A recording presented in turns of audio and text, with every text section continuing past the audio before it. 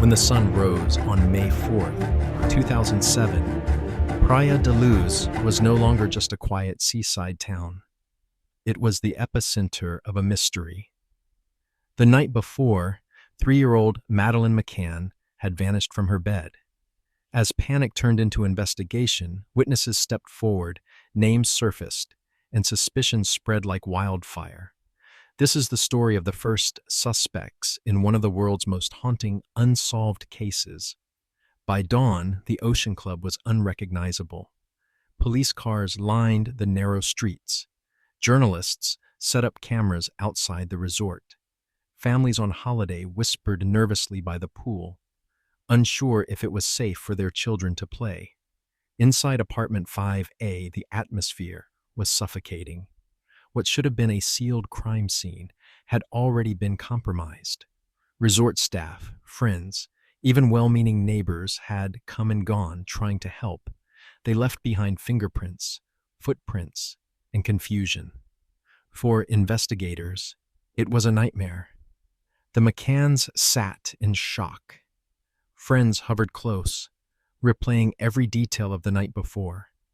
But the one thing everyone wanted, the answer to where Madeleine was, remained out of reach. The McCanns had not traveled alone. Alongside them were 7 friends, often called the Tapas 7. They were doctors, professionals, parents, all there to enjoy a simple week of sun and companionship. Every evening, they followed the same routine: put the children to bed, then gather at the tapas bar for dinner. It was only a short walk from the apartments, and they comforted themselves with a system of rotating checks. One parent would slip away every half hour, walk to the apartments, peek in on the kids, then return. It was this system that shaped the timeline of the night Madeleine vanished. And it was this group that became both witnesses and, in some eyes, suspects. Among them was Jane Tanner. That night at around 9:15 p.m., Jane left the table to check on her own daughter. As she walked up the narrow street, she noticed a man crossing ahead of her. He carried a small child draped limply against his shoulder. The child wore light-colored pajamas. Jane thought little of it at the time. Families carried sleepy children back to their holiday apartments every night. But when Madeleine was reported missing less than an hour later, Jane's memory snapped into focus. Police clung to her account. Was this Madeleine? If so, had they just missed the chance to stop her abduction? Sketches were drawn. Headlines screamed about the mystery man, but the description was vague. Dark hair, beige trousers, nothing concrete. And the more Jane tried to recall, the less certain she became. As days turned into weeks, the investigation struggled. Witnesses contradicted one another. Some remembered shutters open, others closed. Some said doors were locked, others left ajar. Meanwhile, the press swarmed. British tabloids camped outside the Ocean Club, printing rumors daily. Portuguese papers speculated freely. With no suspect in custody, the pressure on police mounted. They needed a lead. They needed a name. That name arrived quickly: Robert Murat. Murat was a British man in his 30s who lived just 100 yards from apartment 5A with his mother. He spoke fluent Portuguese and had offered to help police as a translator in the chaotic early days.